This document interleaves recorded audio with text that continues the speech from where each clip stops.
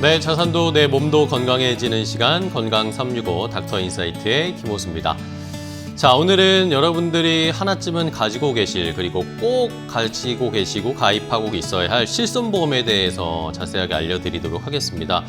뭐 가지고 있고 꼭 있어야 하지만 또 가장 헷갈리는 게 이 실손보험일 겁니다. 실손보험의 구조, 또 보험의 기본 설계 원리 자세하게 좀 알아볼 거고요. 그리고 또 추가적으로 앞으로의 재무 안전망인 연금 준비까지 어떻게 해야 할지 핵심 내용 쏙쏙 뽑아서 알려드리도록 하겠습니다. 보험이 뭐 복잡하다라고 하셔서 그냥 남이 알려주는 대로 추천해주는 대로 그냥 가시는 분들이 많으실 텐데 구조만 이해하면 어렵지 않거든요. 저희가 선택하실 수 있게 좋은 결론을 낼 수 있게 자세한 안내를 오늘 드리도록 하겠습니다. 오늘도 보험 닥터 세 분과 함께 자세하게 이런 내용들 소개해 드릴 건데요. 먼저 가장 첫 번째로 만나볼 전문가 어떤 분인지 화면으로 먼저 알아보겠습니다.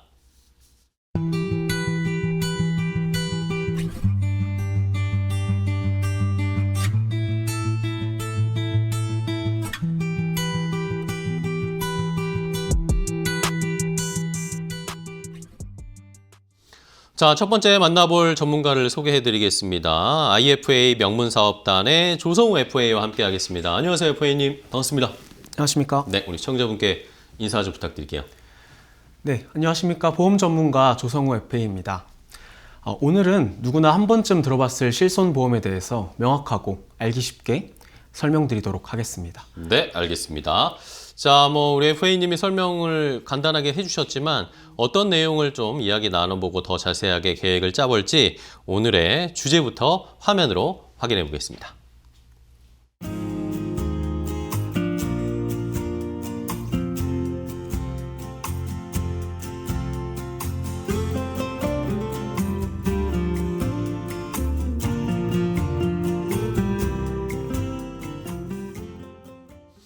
자, 화면 보신 것처럼 오늘은 실손, 실비, 실손보험의 모든 것을 좀 알아보도록 하겠습니다. 하나씩 다들 가지고 계실 것이고, 이런 보험 방송이나 전문가들 얘기할 때 가장 먼저 준비해야 되는 게 실손보험이다. 이게 기본이다라고 얘기들은 많이 하는데, 사실 들여다보면 어렵습니다. 그래서 자세하게 좀 이야기 나눠보겠습니다. 자, FA님, 일단은 실손보험이 정확히 뭔지 개념을 좀 정리를 하고 시작을 해야 될 것 같아요. 네. 네, 실손보험에 대해서 간단하게 설명드리면 네네. 실손보험은 병원에서 실제로 내가 지출한 의료비를 보상하는 보험상품이라고 이해하시면 되겠습니다. 가장 쉽게 받아들이시려면 내가 결제한 진료비를 돌려주는 보험이라고 생각하시면 되겠습니다. 네. 한국인의 연평균 진료 횟수가 연 14.7회로 OECD 국가 중 1위인 것을 감안하면 한국인에게 실손보험은 더 이상 선택이 아닌 필수로 인식되고 있는 보험입니다. 2025년 기준 현재 실손보험 전체 가입자는 약 4천만 명입니다. 전 국민의 10명 중 8명이나 가입하고 있을 정도로 많은 분들이 가입하고 계신데요.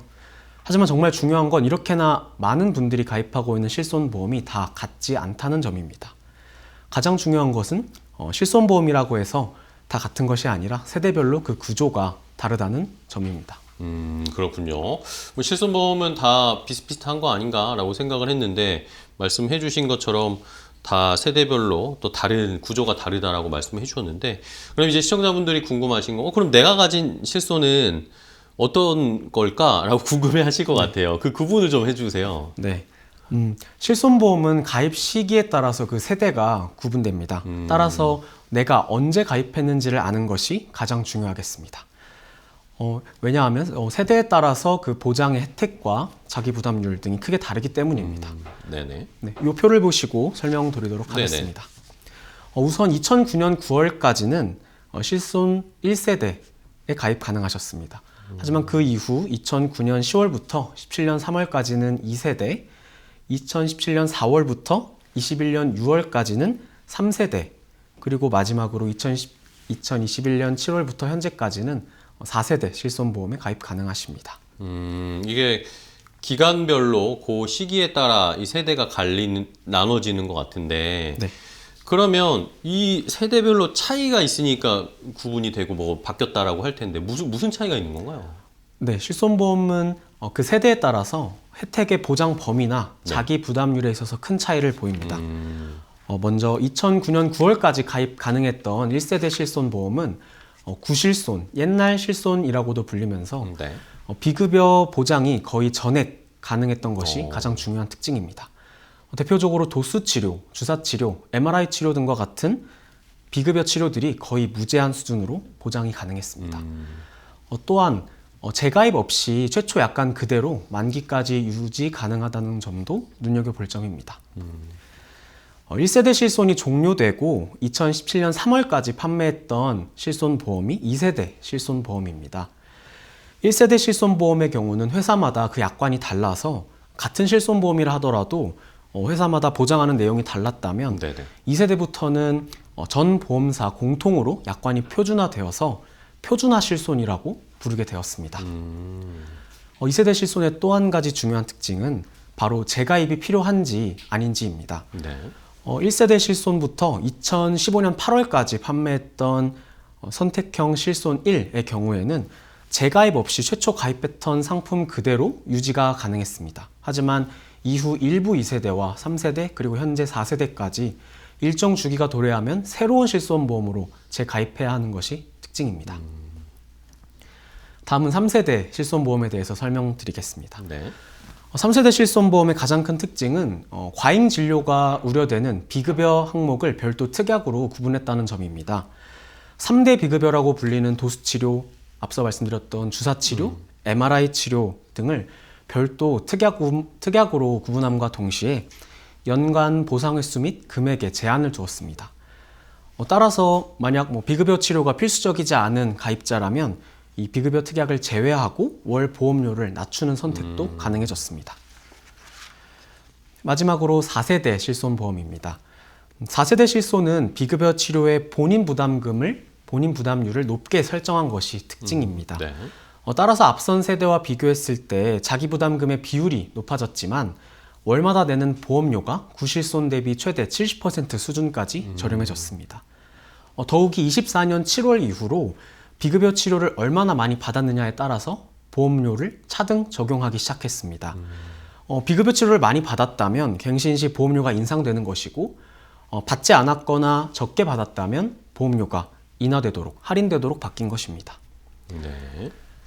지금까지 말씀드린 내용을 쉽게 기억하시려면 내 실손보험을 살펴보실 때 재가입 없이 80세나 100세까지 유지가 가능한 상품인지 아니면 일정 주기마다 새로운 실손보험으로 가입해야 되는 상품인지를 눈여겨보시는 게 우선이겠습니다. 또한 더욱이 옛날 실손일수록 비급여의 보장이 좋지만 월마다 내는 보험료가 비싼 편이라고 생각하시면 이해가 쉬울 것 같아요. 알겠습니다. 어쨌든 옛날에 1세대에 만약에 가입하신 분들이라면 보장이 굉장히 잘 되지만 보험료가 아마 좀 비싸실 거다라는 거. 네. 근데 이제 세대별로 조금씩 조건들이 달라지는데 그러면은 이게 4세대까지 왔습니다. 5세대 이야기도 나오고 하던데. 네. 그러면 실손보험은 이게 왜 자꾸 이렇게 세대별로 바뀌고 개정되고 하는 겁니까?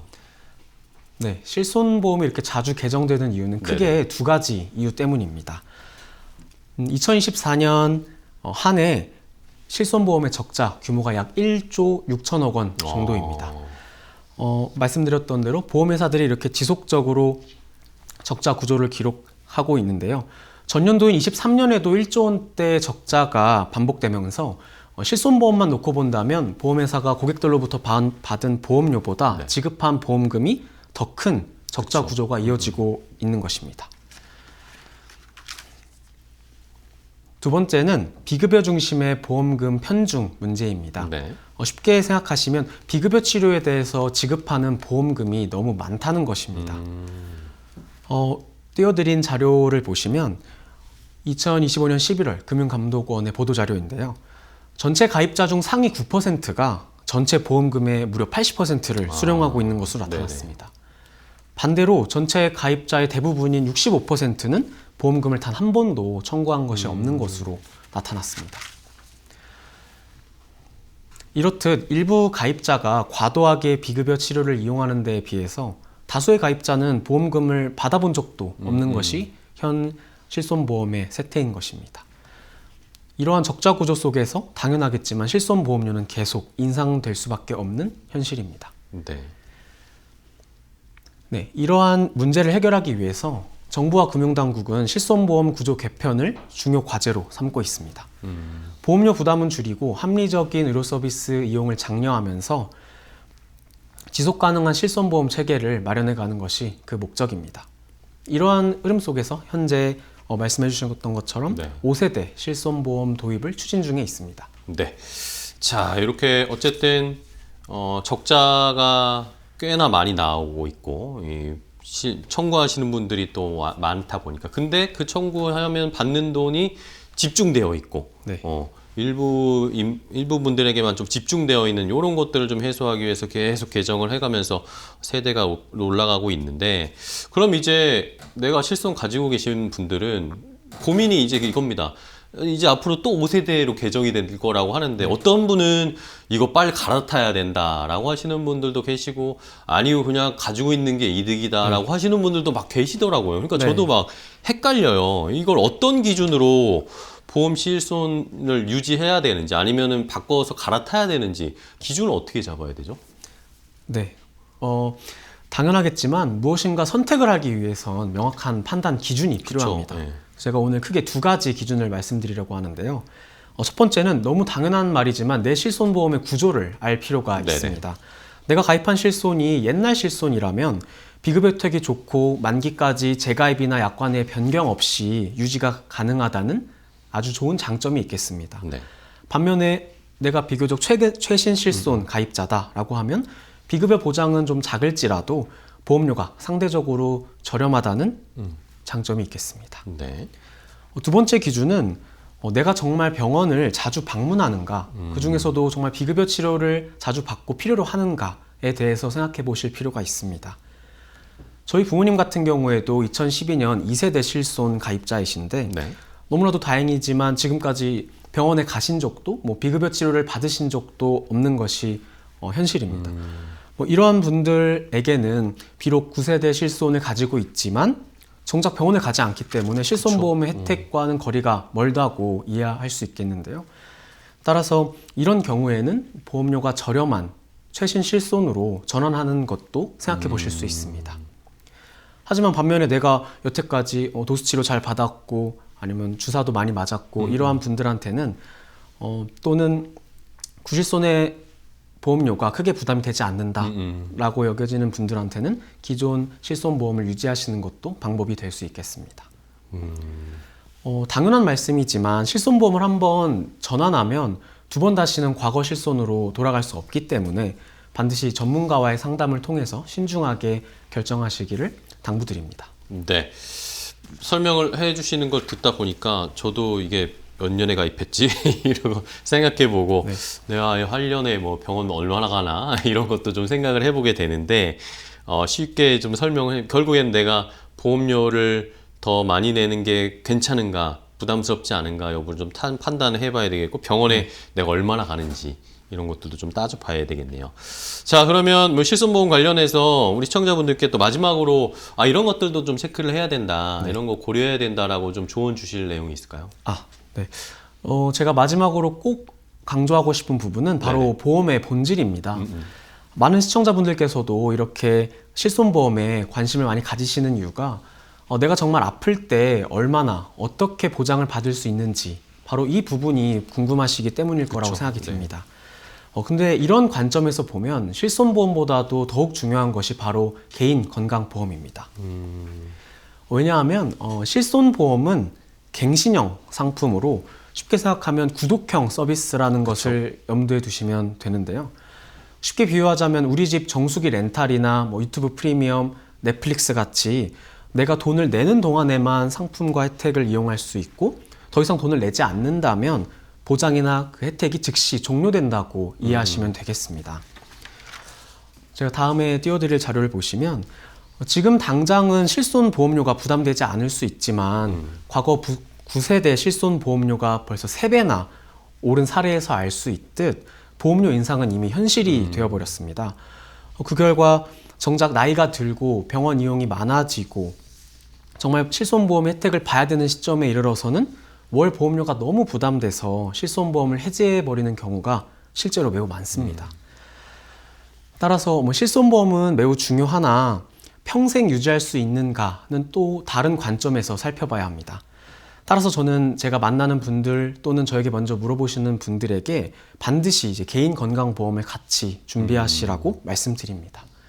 왜냐하면 이제 개인 건강보험에는 비갱신형 상품이 있기 때문입니다.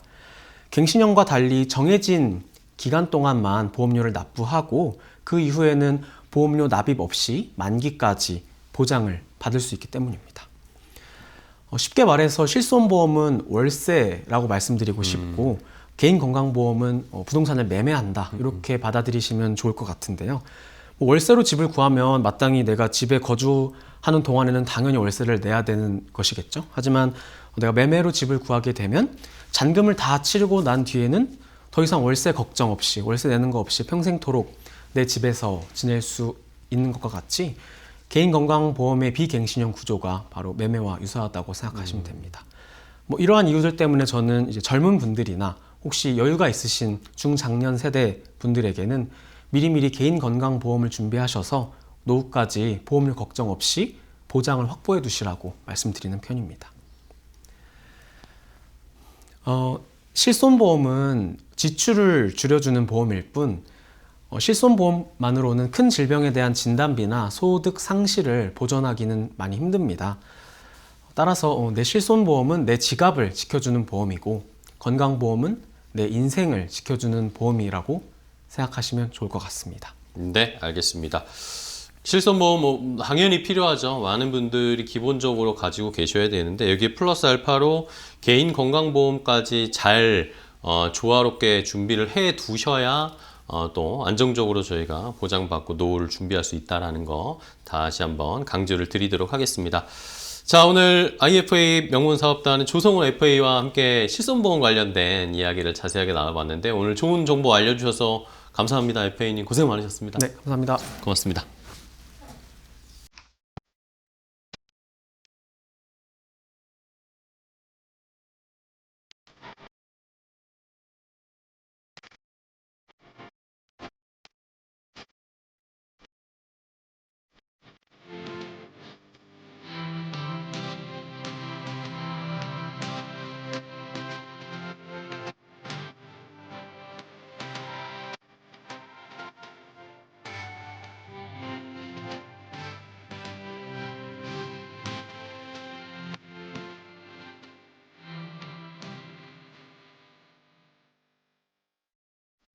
자, 이제 두 번째 이야기 이어가도록 하겠습니다. 보험과 관련된 또 좋은 노하우 어떻게 알아볼지 함께 해주실 두 번째 전문가를 화면으로 먼저 만나보겠습니다.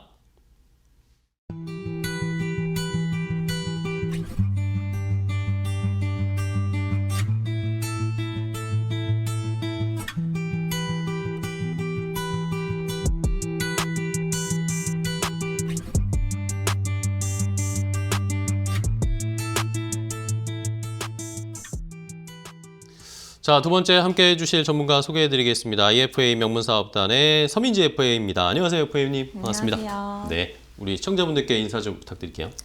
안녕하세요. 벌써 한 해의 마지막이 성큼 가까워진 겨울입니다. 2025년을 돌이켜보면 만족스러운 분들도 계시고 아쉬운 분들도 계실 것 같은데요. 2026년을 맞이하기 전에 건강보험 부분에서 아쉬움이 남지 않도록 함께 점검 도와드릴 서민지 FA입니다. 네, 반갑습니다. 자, FA님과 그러면 또 어떤 이야기를 자세하게 알아볼까요? 어떤 정보를 주실지 오늘 함께 나눌 이야기 화면으로 주제를 공개하겠습니다.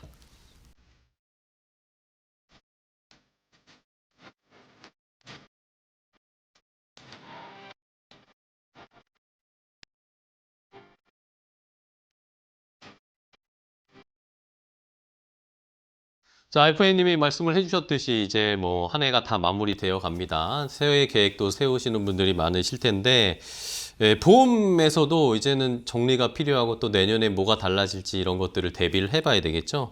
나에게 맞는 보험을 준비하기 위해서 어떤 기준이 필요할지 서민지 FA와 이야기를 나눠보겠습니다. 자, FA님 하나씩 저희도 이야기 주제 준비를 해봐야 되는데 일단은 뭐 가장 기본이라고 할 수 있는 생명보험? 생명보험이 뭔지부터 개념을 좀 정리하고 차근차근 얘기해 볼까요? 네. 저희 오늘은 생명보험이란 무엇인가에 대해 쉽게 설명드리도록 하겠습니다. 먼저 생명보험의 정의부터 함께 살펴볼까요?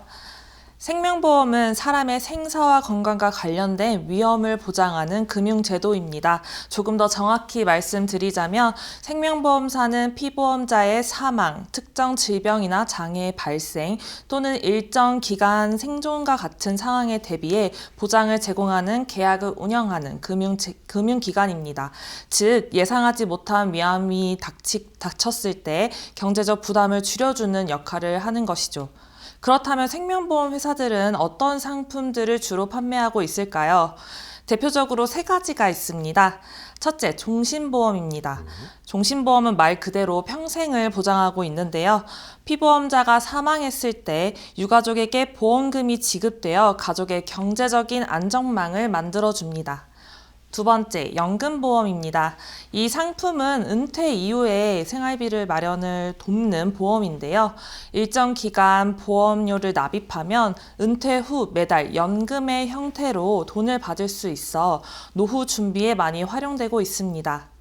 셋째, 저희 변액보험입니다. 변액보험은 투자 기능이 결합된 보험으로 보험료 일부가 펀드 형태로 운용됩니다.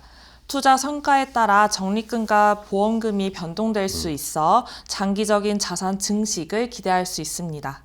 정리하자면 생명보험은 사람의 생명과 건강이라는 가장 중요한 가치를 지키기 위해 만들어진 금융상품이며 종신보험, 연금보험, 변액보험과 같은 다양한 상품을 통해 개인과 가족의 미래를 든든하게 보장합니다. 네.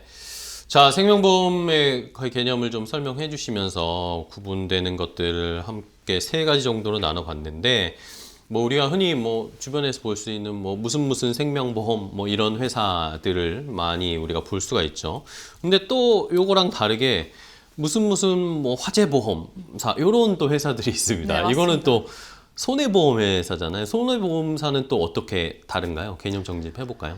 네, 앞서 살펴본 생명보험이 이제 생과 사에 집중을 했다면 손해보험은 우연한 사고로 발생하는 재산적 손실이나 법적 책임으로부터 우리를 지켜주기 위한 것에 목적을 두고 있습니다. 조금 더 정확히 말씀드리자면 손해보험사는 건물, 차량, 재고 같은 재산의 손해, 그리고 내가 실수로 타인에게 피해를 주어 발생하는 배상 책임에 대비해 보장을 제공하는 계약을 운영하고 있는 금융기관입니다. 즉 예기치 못한 사고가 생겼을 때 그로 인해 발생하는 경제적 부담을 덜어주는 역할을 하는 것이죠. 그렇다면 손해보험 회사들은 어떤 상품들을 주로 제공하고 있을까요? 정말 다양한 상품이 있지만 네 가지 대표적인 상품을 소개해 드리려고 합니다. 저희 첫 번째, 자동차 보험입니다. 자동차 보험은 운전자가 의무적으로 가입하여야 하는 보험으로 교통사고로 인한 차량 손상, 인적 피해, 그리고 책임 배상 등을 종합적으로 보장하고 있습니다. 두 번째, 화재보험입니다. 주택이나 사업장에서 발생할 수 있는 화재, 폭발, 도난 등의 위험을 보장하여 재산 피해를 최소화하는 것에 도움을 줍니다. 셋째, 배상책임 보험입니다. 내가 실수로 타인에게 신체적, 재산적 피해를 줬을 때 대신 배상을 해주는 보험으로 일상생활뿐만 아니라 사업장에서 발생할 수 있는 다양한 사고 또한 보장하고 있습니다. 마지막으로 저희가 요즘 많이 관심이 많으실 텐데요. 펫보험도 이 손해보험의 대표적인 상품입니다. 반려동물의 질병이나 사고로 인한 치료비 부담을 덜어주는 보험이고요. 최근 반려인 증가와 함께 기가입자가 꾸준히 증가하고 있는 상품이라 볼 수 있습니다. 정리하자면 손해보험은 우리 생활 속에서 발생할 수 있는 각종 우연한 위험을 대비하기 위해 만들어진 금융상품이고요. 자동차 보험, 화재보험, 배상 책임보험, 펫보험과 같은 다양한 상품을 통해 개인과 가족의 일상을 보다 안전하게, 든든하게 지켜주는 울타리라고 보시면 좋을 것 같습니다. 네. 자, 이렇게 생명보험과 화재보험, 손해보험 이렇게 두 가지를 좀 구분을 해봤는데요. 뭐 생명보험이 생명, 건강 뭐 이런 쪽에 좀 집중되어 있는 거고 이제 손해보험은 예기치 못한 사고에 대비하기 위한 것이라고 크게 생각할 수 있는. 근데 사실 이게 또 완전히 분리되는 건 아니잖아요, 그렇죠? 네, 맞습니다. 중간에 또 겹치는 부분이 있을 수밖에 없는데 요걸 또 중간에 있는 교집합 이걸 또 제3보험이라고 해서 또 따로 또 얘기를 하더라고요. 네, 맞습니다. 이게 생명보험은 사람의 생명과 사망, 생존과 네. 같은 장기적인 위험을 다루고 있다면 네네. 손해보험은 교통사고, 배상, 그리고 화재, 상해와 같이 생활 속의 손해를 보장합니다. 그런데 이 흥미로운 지점이 둘이 다루고 있는 위험이 완전히 분리된 게 아니라는 그쵸, 네. 것인데요. 생명보험과 손해보험의 공통 분모는 바로 질병상해로 인한 신체 위험이라는 점입니다. 질병에 걸릴 수도 있고 다칠 수도 있고 그쵸. 장애가 생길 수도 있고 치료비가 나갈 수도 있는데요. 이러한 문제들은 사람의 신체와 건강에서 비롯된 위험이기 때문에 생명보험사도 다루고 손해보험사도 다루고 있습니다. 즉 둘 다 건강 리스크를 보장한다는 점에서 겹치는 부분이 있는 것이죠. 네. 보험의 세계에서는 이 공통 영역을 묶어서 제3보험 혹은 제3분야 보험이라고 부르고 있습니다. 생명보험이 아니고 손해보험도 아니고 두 영역이 함께 다루는 중간 영역, 그래서 제3이라는 이름이 붙었습니다. 제3보험의 대표적인 보장 분야에는 상해, 질병, 간병, 후유장애와 같이 신체적 위험을 중심으로 보장하는 보험들을 말하고 있는데요. 네. 질병과 상해 중심의 보장으로 생명보험사와 손해보험사 모두 취급이 가능하다는 특징을 갖고 있습니다. 과거에는 구분이 더 명확했으나 요즘은 상품 구조가 매우 유사한데요. 소비자가 보더라도 이게 생명보험인지 이게 손해보험인지라고 헷갈리실 수 있습니다. 정리하자면 제3보험은 사망 중심도 아니고 사고 중심도 아닌 사람의 건강 전반을 다루고 있는 보험 분야라고 이해해 주시면 조금 더 쉽습니다. 그렇군요. 그러면은 말씀해주신 요 중간에 겹치는 분야 부분 제3보험 이 영역은 우리가 기존에 알던 생명보험이나 손해보험과 어떤 차이가 있는 겁니까? 생명보험과 손해보험은 계약 구조가 어떻게 다를지 네네. 그리고 또 똑같은 질병과 상해 보장이더라도 담보별 차이는 어떻게 나뉘는지에 대해 많이 궁금하실 것 같은데요. 네네. 그 궁금증을 조금 더 쉽게 살펴볼 수 있도록 표를 하나 살펴보도록 네, 하겠습니다. 좋습니다. 우선 계약 구조의 차이점을 함께 보실 텐데요. 계약을 하는 대상을 생명보험에선 사람의 생존과 사망을 계약의 대상으로 본다면 손해보험에서는 재산상의 손해를 대상으로 하고 있습니다. 손해보험사는 그럼 사람의 사망에 대해 다루지 않을까요? 그렇지 않습니다. 아까 공통의 영역인 제3보험 분야에서 상해와 질병에 대해 공통적으로 다루고 있다 설명드린 것과 같이 네. 손해보험사에서도 사람의 사망에 대한 보장을 갖고 있습니다. 다만 그 사망에 대한 범위에 있어 큰 차이가 있는데요. 다음 표로 살펴보시겠습니다. 네. 생명보험사에서의 사망은 일반 사망이라고도 표현을 하는데요. 이 일반 사망 안에는 질병 사망, 재해 사망, 그리고 상해 사망을 포함하는 모든 사망을 의미하고 있습니다. 사망 신고가 내려진 사망에 대해서는 모두 보장 대상으로 보고 있다는 것이죠. 반대로 손해보험사에서 보장하는 사망은 질병 사망과 상해 사망에 대해서 한정적으로 보장하고 있습니다. 이어서 사망에 대한 담보를 예로 보험기간을 살펴볼 건데요. 생명보험사는 일반적으로 종신토록, 즉 사망할 때까지 보장하는 반면에 손해보험사의 경우에 사망은 최대 80세까지 한정으로 보장하고 있습니다. 네네. 보장 가입 가능 금액 또한 손해보험사는 최대 2억 원에 한하여 가입이 가능한데요. 이처럼 담보의 보장 항목들이 차이가 있을 수 있기 때문에 목적과 가입 시기에 맞춰 보험사를 비교하실 필요가 충분히 있습니다. 앞서 저희가 계약 구조에 한하여 차이점을 살펴보았다면 네네. 이어서 건강보험 세부 특약에 대해서도 차이점을 살펴볼 건데요. 네. 도표에서 보시는 것과 같이 건강보험의 세부 특약에 해당하는 진단금, 후유장애, 수술비 등의 항목에서도 손해보험사의 경우에 세부적으로 쪼개서 지급하는 반면 생명보험사는 조금 더 명확한 보장 방식을 가지고 있습니다. 도표 중 가장 도드라지는 부분을 살펴보자면 바로 입원 일당인데요. 생명보험사는 보통 입원 일수가 4일이 되는 시점부터 적용하여 입원 일당을 지급하고 있습니다. 반면에 손해보험사의 경우 입원 당일 1일차부터 바로 보장을 적용하고 있는데요. 만약 단기 입원에 대한 보장을 넓게 받고 싶은 분이시라면 손해보험사의 입원비 특약을 살펴보시는 것이 상대적으로 유리할 수 있습니다. 이외에도 건강 상태에 따라 생명보험사와 손해보험사의 보험료에도 큰 차이가 발생하고 있습니다. 건강보험을 가입하기 위해서는 현재 내 건강 상태가 어떤 상태인지 이 보험사로부터 심사를 받아야 하는데요. 만약 병력이 있다면 생명보험사에서는 가입 가능한 상품의 구분을 표준과 간편으로 두 가지로 나누어 심사하지만 손해보험사의 경우 유병력자일지라도 해당 유병력의 경중 혹은 첫 진단 시점으로부터 얼마나 흘렀는가에 따라서도 차등으로 건강 상태를 심사하는 종전환 제도를 가지고 있다는 큰 차이점이 있습니다. 네. 자, 그럼 마지막에 종전환 제도를 언급을 해주셨는데 네. 이 종전환 제도는 좀 낯설긴 합니다. 뭔지 좀 설명 부탁드릴게요. 네. 저희가 가입을 진행하기에 앞서 고지 의무라고 하는 계약 전에 알릴 의무 사항이 있습니다.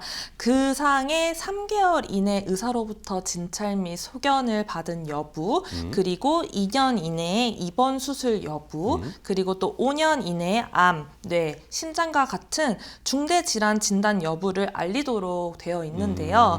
이걸 저희가 325라고 명칭을 해서 칭하고 있는데 이에 해당되지 않는 건강한 사람이 가입 가능한 건강체 상품과 병력이 있는 사람이 가입 가능한 유병자 상품으로 구분되어 보험 상품이 판매되었습니다.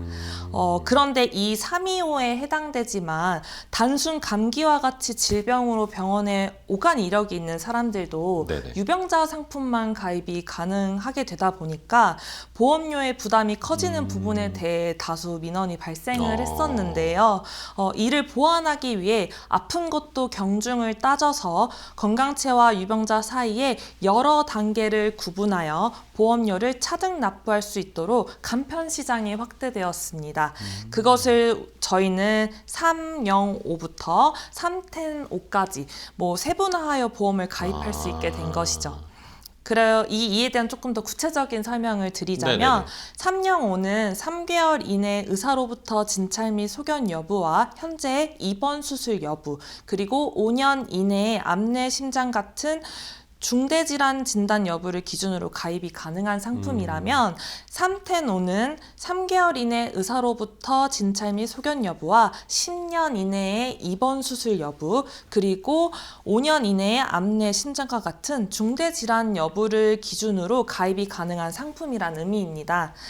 회사에 따라서 가장 건강한 사람을 표기하는 방식이 310가 아닌 310인 경우에도 있습니다. 그래서 정리를 해드리자면 3개월 이내 의사로부터 진찰 및 소견 여부와 N년 이내의 입원 수술 여부, 그리고 N년 이내의 암내 심장과 같은 중대 질환 진단 여부를 바탕으로 종을 세분화하여 365로 심사받은 사람도 무사고 기간이라고 하죠. 보험금을 청구하지 않은 기간이 길어짐에 따라 375, 385로 종을 전환을 하여 보험료를 절감해주는 제도가 바로 종전환 제도입니다. 네, 알겠습니다.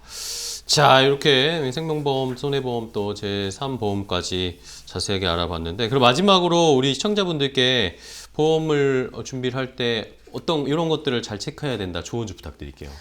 네.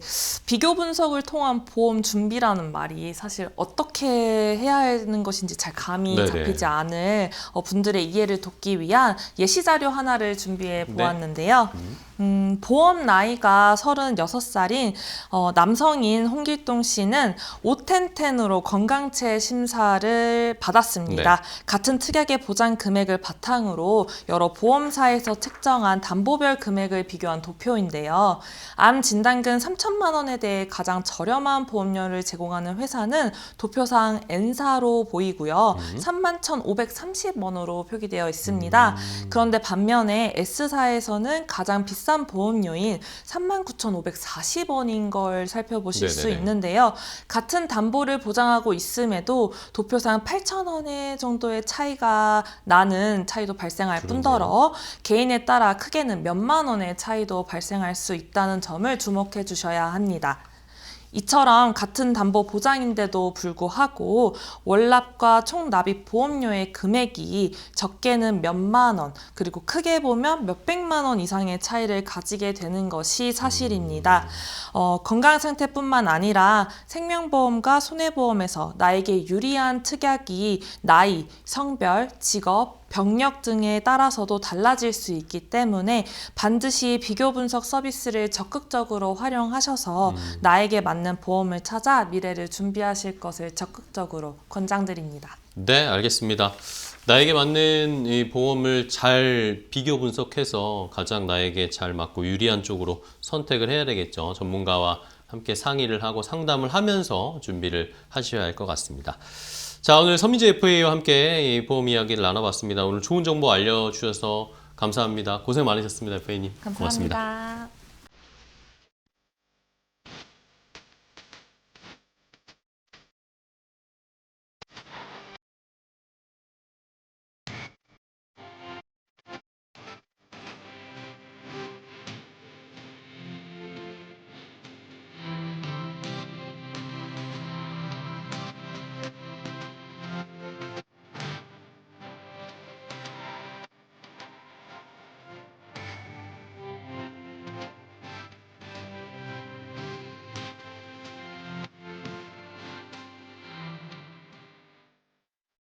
자, 이제 세 번째 전문가와 함께 보험 이야기 또 계속 이어가 보도록 하겠습니다. 함께 해주실 분을 화면으로 먼저 소개하겠습니다.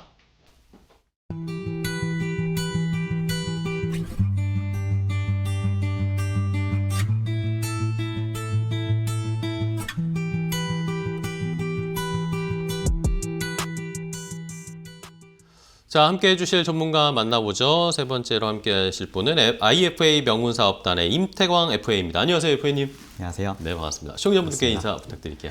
네, 안녕하세요. 최근 국민연금 이슈도 있고 연금에 대해 막상 준비하려니 복잡하고 어려우실 텐데요. 이러한 연금 구조를 간단하게 풀어드릴 임태광 FA입니다. 네, 반갑습니다. FA님과 이야기를 나눠볼 주제 어떤 내용일지 화면으로 또 바로 확인해 보겠습니다.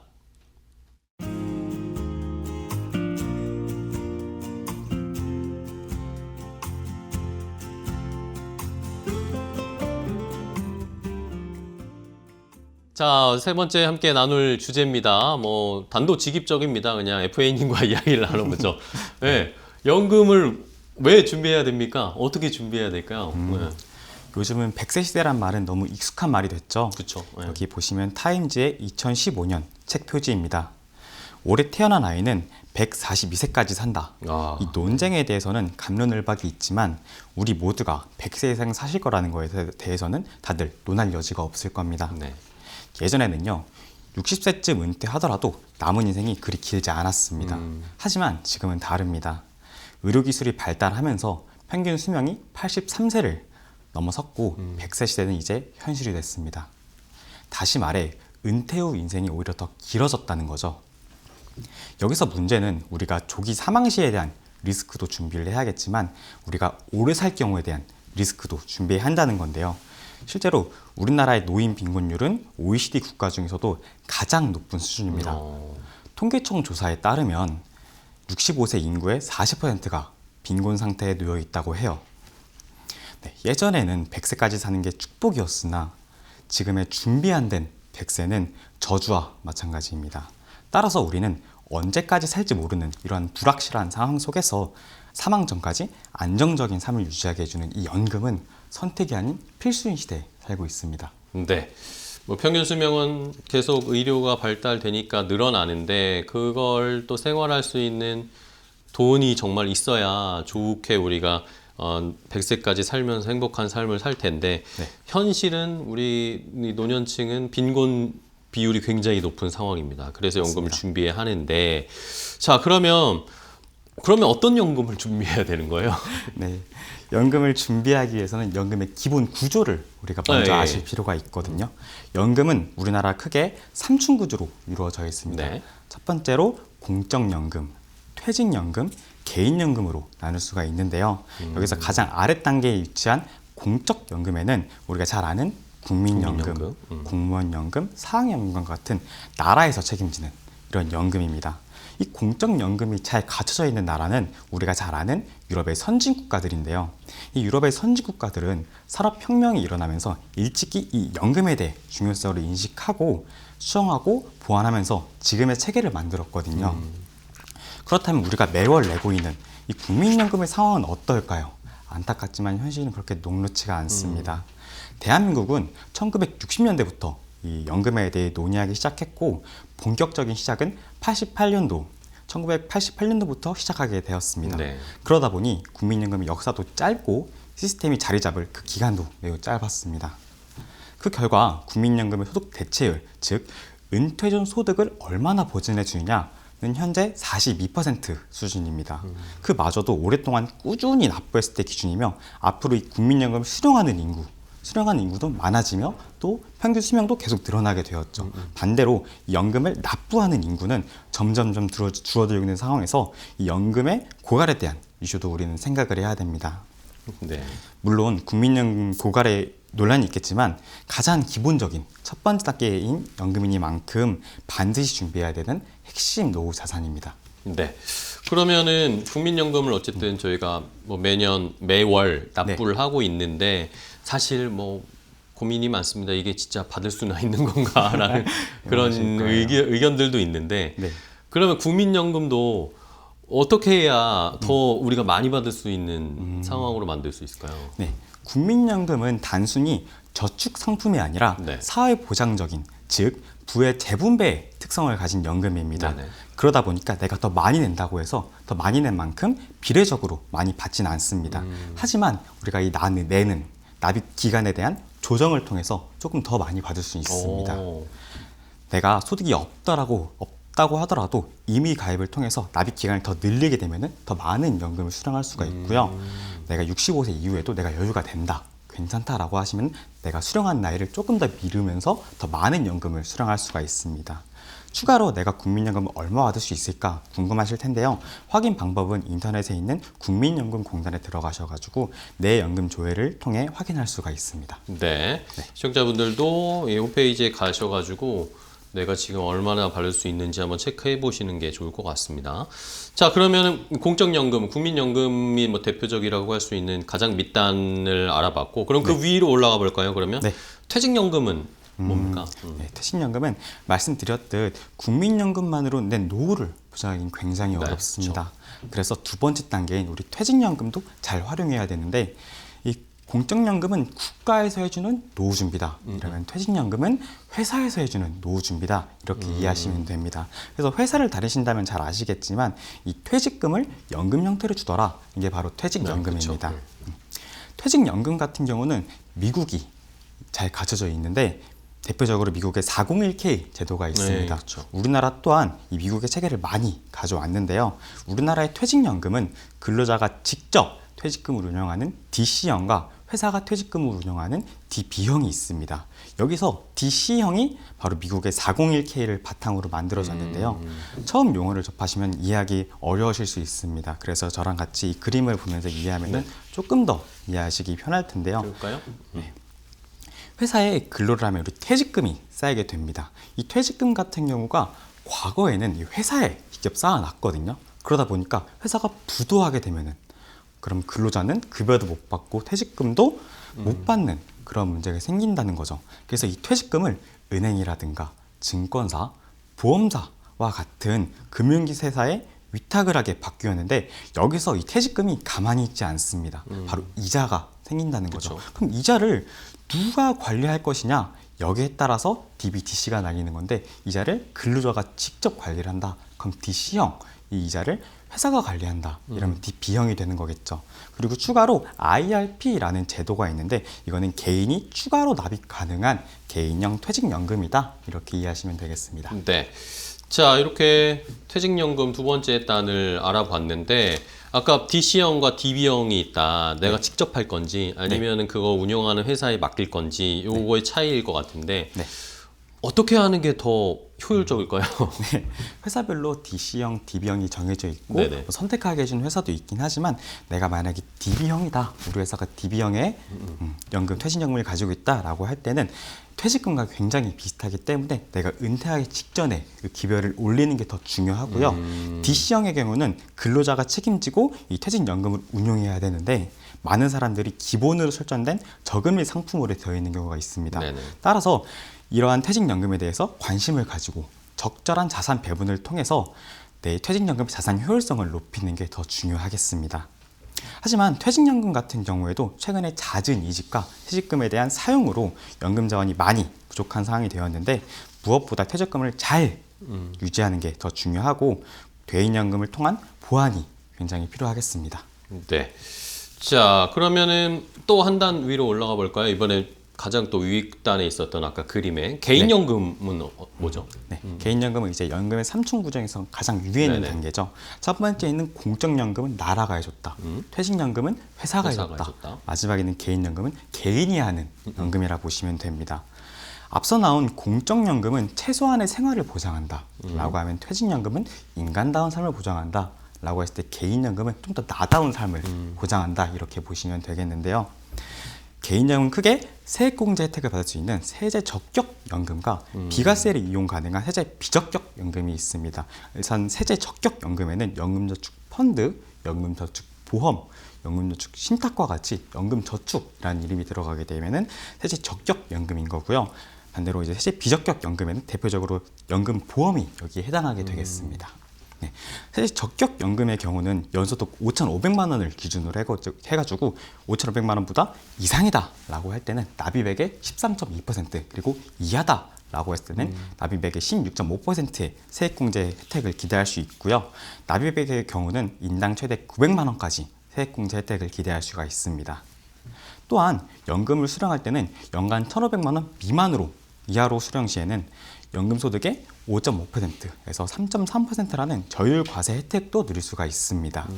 하지만 이 또한 55세 이전에 해지하게 된다고 하면은 공제받은 세액 전액 환수와 16.5%라는 기타 소득세가 적용되기 때문에 해지 시 큰 손실이 발생할 수 있습니다. 그리고 중도 인출이나 대출이 불가능하기 때문에 이용 시에 주의를 요하게 됩니다. 네.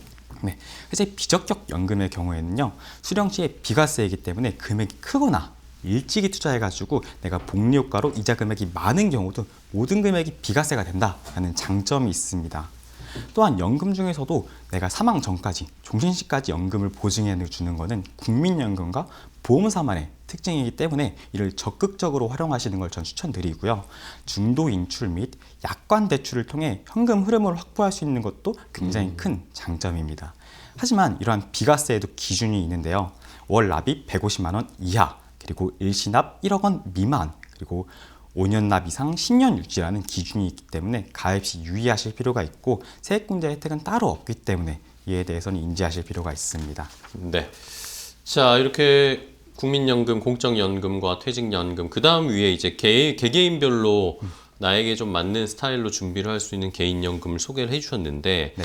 그러면 어떤 걸 준비하고 어느 정도 규모로 준비해야 우리가 나중에 은퇴하고 그 노후에 적절하게 보장을 받으면서 생활할 수 있을지 그걸 어떻게 준비하는 게 좋을까요? 일단 개인연금의 준비 금액은 사람마다 다르고 내가 얼마를 목표해야 될지 어떤 상황일지에 따라서 굉장히 달라지긴 하지만 통상 내 월 소득의 10% 정도 준비하시는 게 합리적이다. 그리고 나아가서 준비 기간이 짧으면 짧을수록 조금 더 준비를 하셔야 합니다.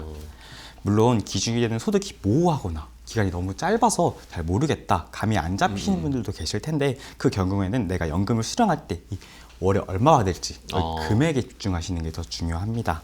만약에 은퇴 후 30년간 월 300만 원씩 연금 수령을 목표로 했을 때 연금 개시 시점에 뭐 내가 연금을 어떻게 굴리냐, 어떤 식으로 굴리냐 성향 차이도 있겠지만 통상 연금의 자산 가치가 7억에서 10억 정도 있어야 하고 그중 개인연금으로는 4억에서 6억 정도 준비하시다고 하면은 노후에도 월 300만 원씩 수령할 수 있는 그러한 구조를 만들 수 있습니다. 그러면 이 금액을 어떤 식으로 어떤 상품을 이용해서 만들어야 될지 또 걱정이 생기실 텐데 저는 세제 적격 상품과 세제 비적격 두 개 다 준비하셔야 한다고 말씀드리고 싶어요. 만약 내가 내야 할 세금이 많고 준비할 기간도 짧다. 이 경우에는 내가 복리 효과를 기대하기 어렵거든요. 그런 분들은 세제 적격 상품에 조금 더 힘을 실어가지고 세액공제 효과를 조금 더 극대화하시는 걸 추천드리고 이와 동시에 종신까지 보장되는 연금보험으로 따로 준비를 하시는 걸 저는 추천드립니다. 반대로 내가 오랫동안 투자할 수 있고 복리 효과 덕이 이자가 많더라도 비과세인 이 세제 비적격 상품을 통해 조금 더 효율적으로 내 노후 자산을 준비할 수 있고요. 거기다 추가로 내가 일을 하시다 보면 성과금이라든가 네네. 추가적인 소득이 생겨가지고 세금을 더 많이 내야 되는 이러한 사항이 생기지 않습니까? 그때 바로 이제 세제 적격 상품을 통해서 세금 절감하시는 걸 저는 더 추천드립니다. 사실 연금이라는 게 너무 복잡하고 어렵고 너무 먼 얘기처럼 느끼실 수 있는데 준비되지 않은 노후는 축복이 아닌 저주입니다. 인생에 있어서 오늘이 가장 빠른 날이기 때문에 지금 바로바로 미리 연금을 준비하셔야 최대한의 세금 혜택과 복리 효과를 누리실 수가 있습니다. 저는 여러분의 풍요로운 노후를 진심으로 응원하겠습니다. 네, 알겠습니다. 자, 오늘 임태광 FA와 함께 이야기 나눠봤는데요. 좋은 정보 알려주셔서 감사합니다. 오늘 고생 많으셨습니다. 고맙습니다. 감사합니다.